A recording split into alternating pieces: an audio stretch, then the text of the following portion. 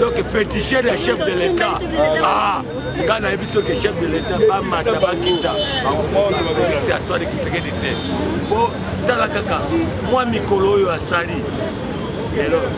Les autres, vous avez collé là. Transport, transport, et Pelé va transport transport. Classe au filet, Kobote au filet. Ce qui manda la biso, tout ça qu'on soit, yango. Pas mataba, tout ça qu'on soit yango. Donc ça là, 3 mois, dans la zone sango, la chef de l'État. 3 mois, pour tout le monde, on fout à Kourate, on fout à Maïté. Amen. On fout à Té. On a pour la Kisake, Bolingo Yamboka. Félix Azala Bolingo Yamboka. Bonjour, les journalistes. Comment on Jonathan Kalangwa Mukendi. Jonathan Kalangwa Mukendi de l'UDPS. En tout cas, parce que comment on a la place si réellement, élection 2023 est reprogrammée qui le 20 décembre et Kozalaki. Bon, madame la journaliste, je vous assure que non, les élections seront tenues à date où c'est mis à Pessi le 20 décembre. Parce que Bassigno est fort. Déjà que non, la machine, nous sommes qui déjà samedi passé. Et Kitaki. Donc, la semaine, déjà déploiement à Bakit, électoraux et bandits. Élection Ezali. Parce que Tolanda qui, Mukambia, il y a Nani à Pesa qui biso assurance. Alors, que le 20 décembre, élection Ezali. Parce que tout le monde déjà, le candidat tout presque, bazo sala déjà la campagne. Déjà, Bassigno est fort que nos élections Ezali. Alors, pour l'élection seulement, est-ce que tu as appuyé M.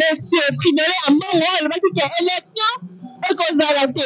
Donc, ce qui est élection Kozalate, c'est que Kozalate a condition de malamouté. Est-ce que tu as appuyé l'idée? Bon, moi je trouve que non, nous sommes dans une démocratie. Chacun est libre de penser ce qu'il veut.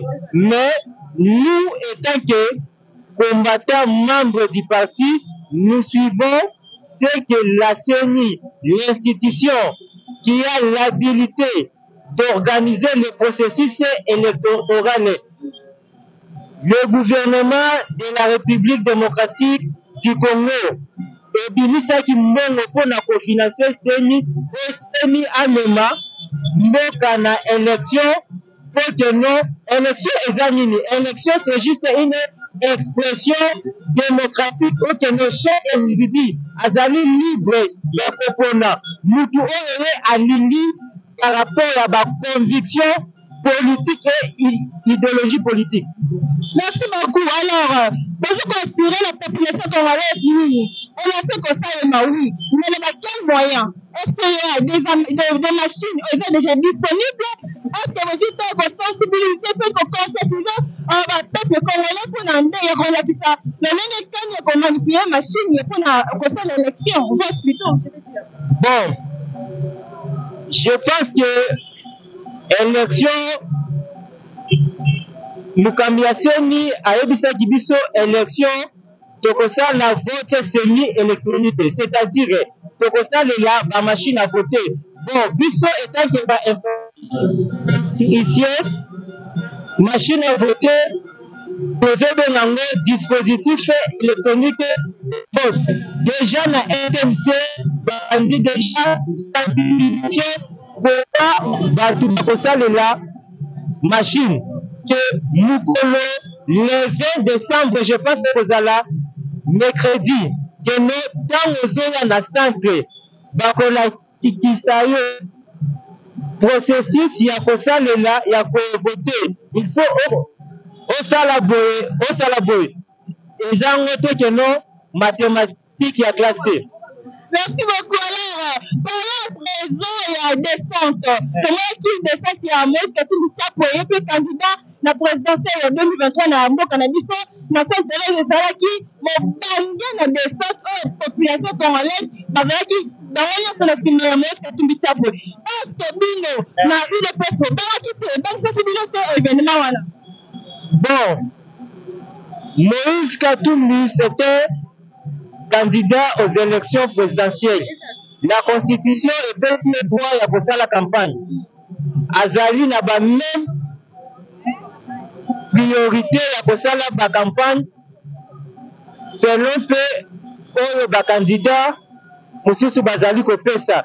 Mais mobilisation asalaki na Tchangu ezali nango mabe te. Mais biso IDPS parce que ngai ndenge naza boye nazali kotravaille na agence moko privé ya statistique ya sondage visibilité na marketing ya chef de l'État. Même les institutions internationales ya sondage bazali batal balobi keno actuellement par rapport à la réalisation Fatia Sali eza na candidat mon côté à combattre Félix. Voilà, selon sondage, non, oui, bien sûr que ça, oui. Mais vraiment, on a d'autre côté, la grande leader, il y a Katumbi, est-ce que l'on va se bon, élection ezali course. 17 ezali na course. Le 20 décembre, et que déterminer ma cambo, banani bako gagner. Mais biso tozali confiant et conscient que nous par rapport à bilan oyo Fachi Azan ango totali na Goma, Ituri, na Sud Kivu, na espace ya Grand Katanga. Tomoni que non Fachi a battu record. Élection ezali kaka Kinshasa te. Nakoki kopesa moi la révélation. Moi j'ai fait un peu de formation en marketing. Un bon marketeur, ceux qui alignent à tirer échantillon pour que nous asala sondage jamais à Koki Kozwa district ya Tchangu. Parce que district ya Tchangu, les alliés district Oyo et Yambaka produit ezala ya kokola ou bien bien. Dans donc bazar pona batutu. Mais élection ezali kaka Kinshasa te. Élection ezali na 26 provinces ezali na 145 territoires. Donc tozali confiant que non makambo ekoleka bien Félix a combattre bango au regard ya ba réalisation oyo. En fait que non Félix il est le seul président africain la seule mandat a comme un livre qui s'intitule Un Congo retrouvé. Ezali na ba plateforme électronique na manini Amazon.fr. D'accord, merci beaucoup. Ok. Comment on a donné na kombo Faustin Tipamba. Papa Faustin Tipamba. Alors, en tant que citoyen, puis membre UDPS, on dit que c'est une affirmation qui est élection programmée le 20 décembre 2023. Est-ce que Ekosal le matin, Ekosal le matin? Bon, madame, en tout cas, question on est à Kitoko Makasi. Je vous assure, et puis nous avons assuré les Congolais, nous élections, pourquoi pas? Voilà, dans le discours, il y a impérialiste, soit les candidats étrangers, élections, ils allaient. Pas rêver, et c'est sur 14 jours. Élections, ils allaient. Alors, ce que vous avez dit, c'est que est-ce que élection kozala soki kozala oui soki kozala manière ya malamu te kosala condition malamu te est-ce que tokokuye maloba ya alobaki en plein air na elongo na bajeunesse congolaise mboka na bon merci pour la question wana nasepeli nango makasi kolanda fidole ambongo akotande masolo ya politique ezopesa posa makasi akotande masolo alokola nzambalana tobetaka nde makambo ya politique atika kodistraire bafidele ya bato mpo baye kobondela atika kobeta biloko wana bango préparation na bango ya bafidele ya mbongo wana ezalaki nini bango bapreparaki eloko na bango siko esimbi te le génie de la planète a compliqué bango a bouleversé peuple na bango ezalaki nini Martin Fayulu commença par Martin Fayulu aposaki candidature na ye na cadre ya lamuka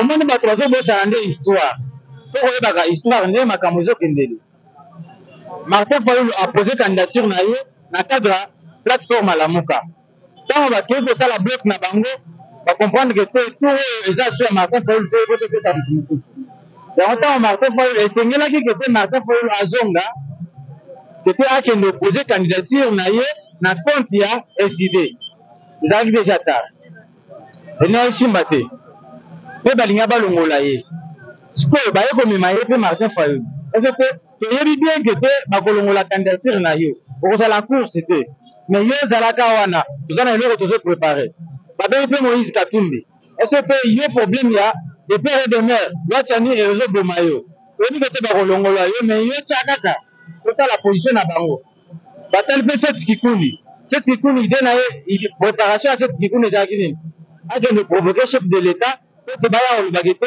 entourage ya chef de l'état moye mpe postule eza te bapesa participation na seni sikoyo na baoyo seni aboyaki bango nyonso bayebaki bloc na bango na ambongo wana ambongo aza vraiment nako qualifié aza pasteur te akota nde masolo politique tobetaka ndenge masolo ya politique atika kodistraire bato bazoya na makambo te kobondela nzambe ye siko azodistraire bango na makambo ya nzambe aya nde masolo politique po eleki elengi makasi alors bagrand leader oyo baza na nsima ya Moïse Katumbi Tshako bazobanisa bino te eloko eza te yaya tala na nzela ti ozomona eloko te ezoya biso eloko te zonga nanu moto 500 et quelques de partis politiques contre combien okokoka po réunion na nzela na boulevard fo tiaka Fati Beton le génie de la planète tia ye kaka mais peut-être éclairage ya elongi nde kokomonana so na lingi nasilisa na contenu ya bapréparation bango basalaki nini basali bloc na bango po te le 20 décembre lokola bakolongola bango nyonso to bacreye Moïse Katumbi acréaki déjà na Katanga baoyo nyonso bamokwefu apréparaki déjà kote azalaki bango nyonso basali baclique na bango nyonso bacreye barébellion na bango po te so tokomi kaka lelo nde bato bazokende kosala kovote bacreye trouble po esalema te tokende na dialogue puis sikoyo bazoreve siko Fati abeti bango ndenge nini yo Moïse Katumbi oza étranger leka boye tokende na course oyo Seth Kikuni malgré outrage ya chef de l'état yaka tokende Martin Fayulu yaka tokende oyo na Sesanga yaka oyo na Lisanga Bundoki yaka siko na mito tellement ke bazalaki préparé te mpona kokende na course yango moni Sesanga alobi ke te akebe esimbi te akeba nungo esimbi te ate awa nalanda Moïse oyo akebo ya moni esimbi te ate to soutenir ka Moïse Marie Efoko akebo ya lobi te esimbi te tokota boye ozomona bazalaki nde préparé te jusqu'à cette fois-ci bazorive nani makambongo mais tikali fe totanisi lobi toke 12 jours baza lelo bakosala te sur terrain balali na bango elenge na soki balali est-ce que tokoyebaka résultat na bango par rapport ya descente ya grand mobilisation oyo nani Moïse Katumbi asalaki kuna na Saint-Thérèse tokoyeba soki par wana résultat bango mpe kozala positif ngai nazalaki wana mpona Moïse Katumbi ase sentir ke te aza pena azopese sengelaki akita kikwiti po abangi kikwiti bwane abangi ayawa na masi akitaki na masimanima akutaki na kingi mulumba bakala ngolo aso ete awa okate oza mwana ntango aye na Saint-Thérèse nga moko nazali na Saint-Thérèse kolanda baimage wana te parce biso baélectronicien toyebi audiovisuel ndenge ezalaka nakoko monter na ngai eloko na nga mais nga moko nazali kwa na eloko te abeti nde Yombo nde ezali kuna alali tala na boulevard nyonso zwa triomphal zwa prince Kasavubu zwa rond-point Ngaba omoni photo ya nani à part génie de la planète aigle blanc Fachi Beto moko Antombolo ye kaka. Merci beaucoup. Comment nani? Comment on a mais c'est tout ça. Mais c'est tout ça. Alors, ton jour, na kati interview oyo na chaîne tika pona o meka ko affirmer biso en tant que moi na mboka membre UDPS oyo sa biso est-ce que élection ekozala to ekozala te. Maman, question na yo posa journaliste yango il faut na répondre à la question na yo. Bon, ngana lo ba ki question na mo net za na sens te. Bon, excusez ngana linga na lo ba bongo. Mais en tant que journaliste, on a droit tout na mutu na nyoso ba réponse za ya biso. Maman, la ndenge toyebeli makambo etambola na mboka na makambo organisation d'élection organiser les habilités à voyer biso élection exacte c'est quand on a répondre c'est la CENI mais jusqu'à présent CENI a tiré le bataille le moko te et comment les gens veulent toujours OK ba le moko boye pour imagination na bango il y aura élection pas à la kimia élection et à la CENI c'est normal que nous ne pas conséquence pas à la propagande élection aux à la bâtie la distraction mais par rapport à la date ils ont maintenu peut-être à la maintenir à la maintenir jusqu'à là Denis Kadimana à lui que l'élection ils a reporté élection aux à la base se préparer le 22 que nous vont voter pas à la kimia alors et là on est élection que élection ils a la pour na bango et là on est élection bango que élection ils a la et jusqu'à là Denis Kadimana tika rebelle mo va faire la déclaration mo va l'annulation élection puis un report il y a élection. Alors, croyez-vous que vous avez une bonne condition mais c'est que de là, en bon, à Télésa qui jeunesse congolaise, on a dit que non, ce qui est fait que ça, le massi réellement le 20 décembre, c'est que, et pour ça, il m'a comme ça, madame. Condition nini, si vous voulez, en mon hasard, mon salut n'enjamé. Hein? Tout le monde a été à Maluma, organisé à l'élection, tout le monde a fait la déclaration. Tant que Maluma a mon président Séni, a fait la déclaration. L'élection est salimara n'est salimara na mboka o condition ni yalinga ko ba président Séni pas que organiser l'élection ba tia président Séni ka sa que organiser l'élection ata ba tia zuki sunan awa ba contester aux la kaka ba lunga ba préparer contestation to yebi bango to so koli déjà na mamango politique ba lunga ba préparer contestation ba bilo ba salaka ba lunga ba préparer mo le mo boneti contestation mo le mo ba tinda ba mama que voter ba candidat bango ba soutenir biso to voter o ya biso ba za la conséquent to gagner bango na ba déclaration so ba sala wana yo ba lunga ba créer net mo le mo wana ba za la calme to gagner bango pe le ko isala ti ma pata pe ko esa to ko ete. Merci madame.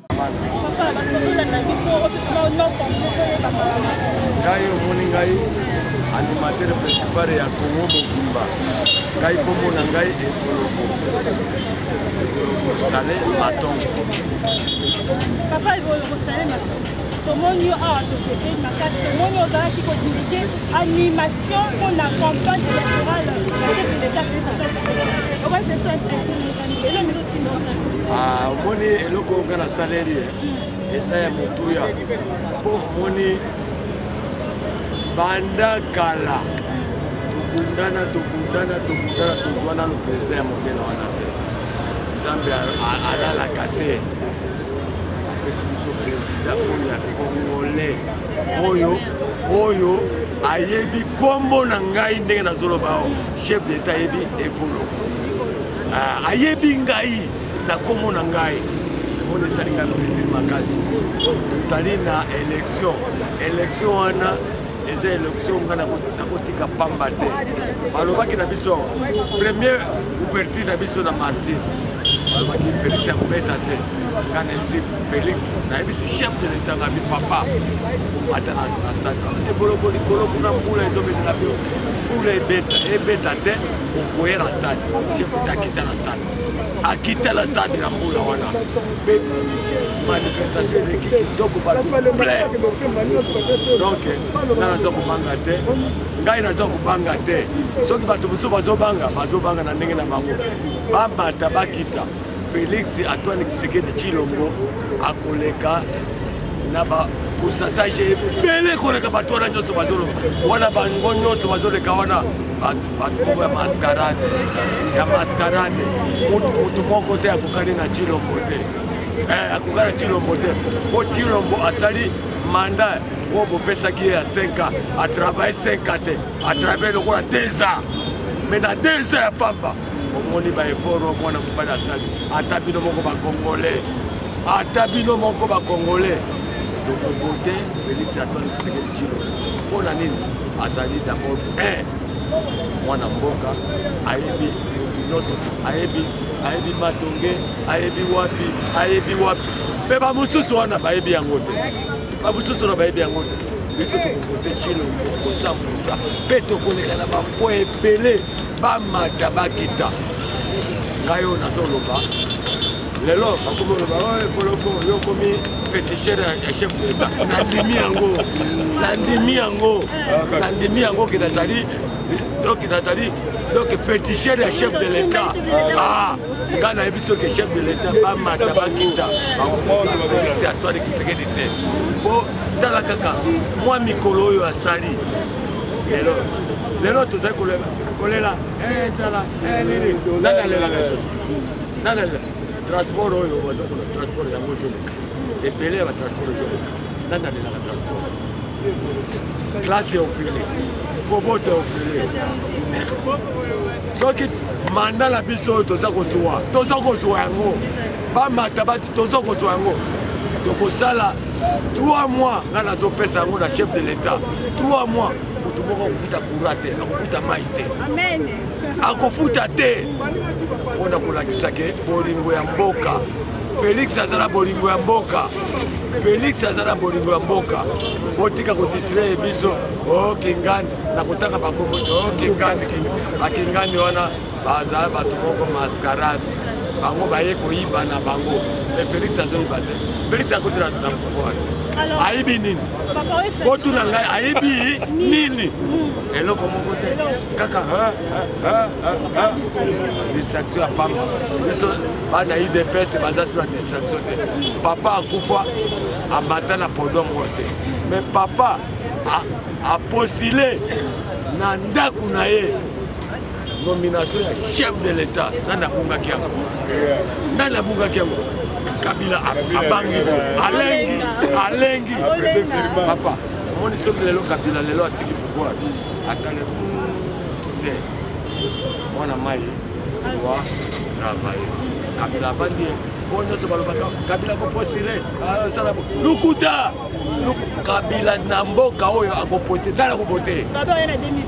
nani akovote mutu moko akovote azali mutu moko akovote ete biso tokobeta ata 6 mandat ata 7 mandat biso UDPS tokobeta yango bango babetaki combien mais biso tobetaka te rien lokuta ngai poloko nazoloba yango soki bakoya koboma ngai na ndako baboma ngai mais ngai nazoloba nde verité awa na kati ya mboka oyo totikali kaka na mwana wana Félix po asali biso eloko oyo tosala yango te mwasi na nga aboti awa nabimisa ata 100 francs liboso nabimisaka tala ebele ya mboka aboti ofele botika mwana bato avanda botika bamascarade ya pamba bamascarade wana biso UDPS tokobangela yango te UDPS ezali eloko moko ya kosakana te okokosa moto ya UDPS moko te biso tozali ni ndenge chef d'État tia boye nde biso nyonso tozokende na rythme wana tola na nzela wana